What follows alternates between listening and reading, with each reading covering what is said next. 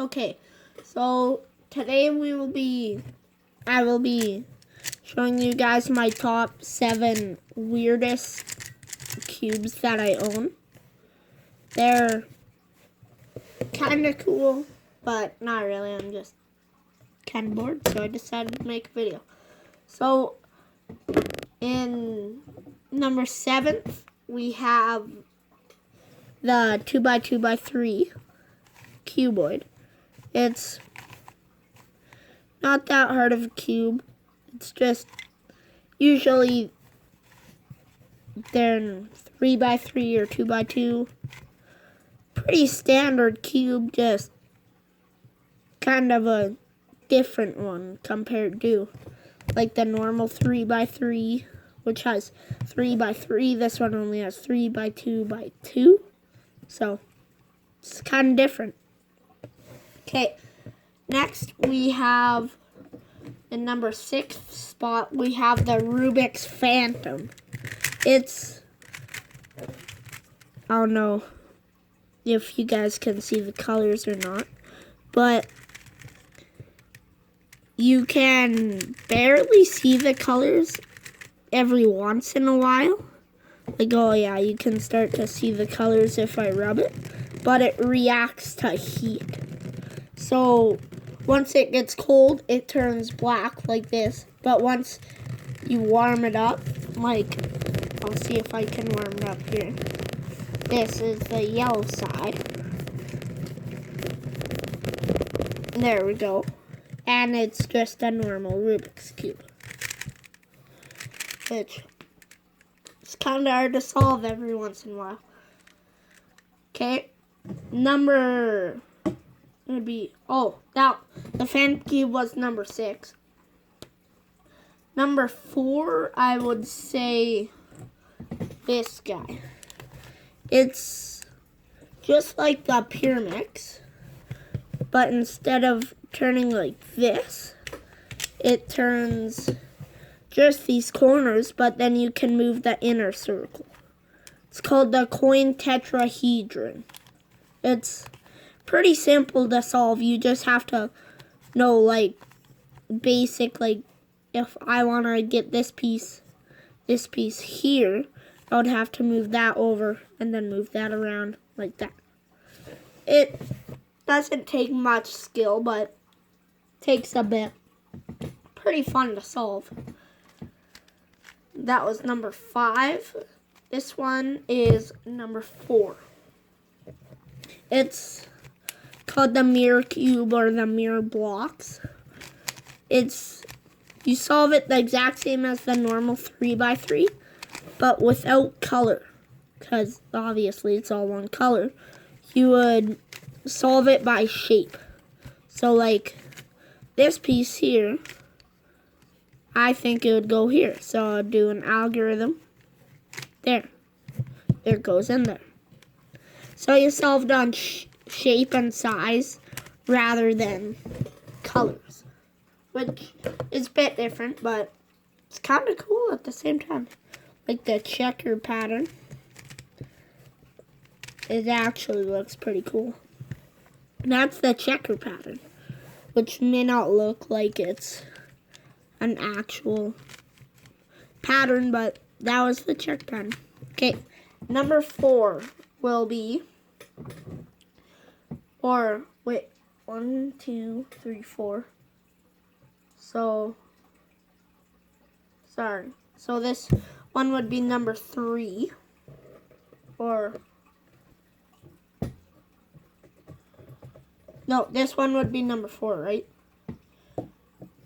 Sorry, I wasn't keeping track that well. 7, 6, 5, 4, 3. Yeah, so this one's number 3. This is the Rubik's Floppy. Up first, you might think that it's a pretty simple cube. You can scramble it normally. But then you might realize that you can shapeshift it. So once, like, here, I'll show you guys a scramble. And you can spin these edge pieces. So white and yellow are hidden and orange. Look, it's red, green, and orange are on that side. You can do crazy stuff like this. Pretty simple to solve though, once you kind of like the coin tetrahedron, once you get used to like how it moves and stuff and like basic notation and stuff, it gets pretty simple. But you have to mess around on it a bunch to get that basic notation down. So then you know that basic notation. Which, here, now I kind of got it in the cube shape. Here's one of the basic notations. So this piece has red. It kind of looks like orange, but this is red. Red and green. But blue is here. So what we have to do, we have to kind of move it out so it'll shape shift. Move this up, over, down, over, down, down, over, up. Just kind of simple algorithms that you should learn in order to solve the floppy. And it's weird because this would technically, it's like the gear cube. I don't know why I didn't put that on the list, but it's just like 3x3 too. You can't do 90-degree turns with the middle, so technically this would be the check pattern, even though it's only one move each. If you think about it. Okay, next one. So number 2 will be, surprise, the windmill cube. And it is just a 3x3 shape mod, like you might be able to see it there. 3x3. And then this side's kind of hard to see. These are actually the centers. So center, edge, edge. So this would be a side, kind of like that. That would be your 3x3 by 3, or 3x3 by 3.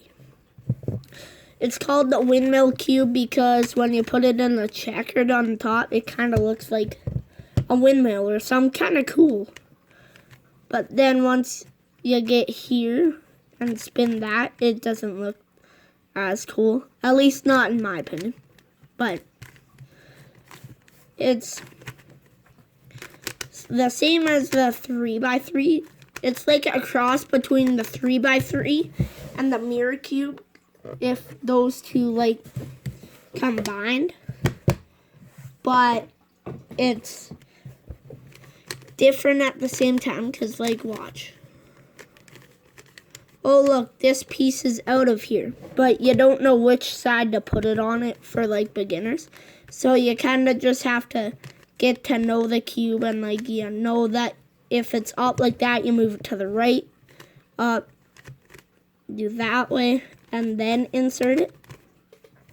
There are some PLL cases that you wouldn't get on, like, a normal beginner's method, which I'm starting to learn CFOP, but I've only been cubing for a few months, so that is the windmill cube,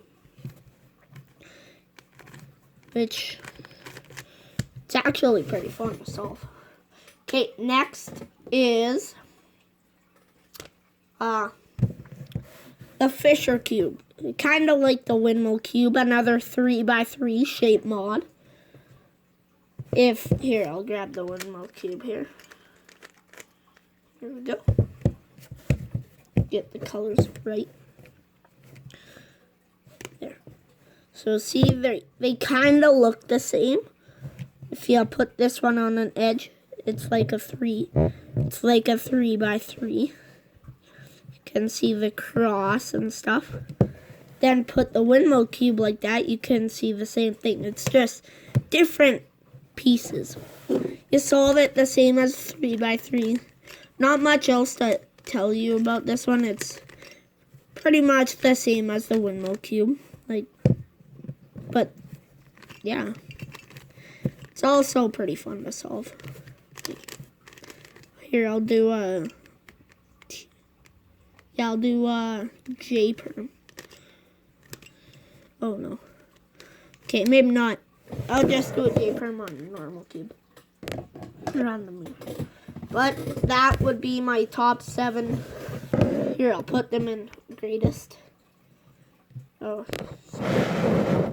there we go. Camera back. So I'll put them in least to greatest. So starting number 7 on the left. 6. What did I put as number 5? Number 5. Okay, so 7, 6, 5. Then 4th place, I put the Rubik's Floppy. Only like $7 Canadian, so like 5 US. Then Windmill Cube, Fisher Cube. All these cubes are, I got all these before I was on Speed Cube Shop, so all these cubes are available, sadly, on Amazon, but hey, at least I have some cubes, right? But that'll be it for this video. If you liked it, let me know. If you didn't, cool. Also let me know. What am I doing? Sorry, I was just practicing JPerm. Or the JPerm algorithm. So I completely forgot the T-perm, which I tried to do. Here. I'll use a big 3x3. I'm just gonna do a J-perm. Come on, spin, turn. Where's the... Sorry, just... Do that up to our... There, J-perm. J-perm on the mirror cube. Kind of looks a bit funky, but... Hey, it's pretty cool. Kind of, not really, but... like and subscribe if you liked it. Just consider it. Helps me out. I'm trying to get to eventually 1,000 subs, but right now I'm just trying to get to 100, so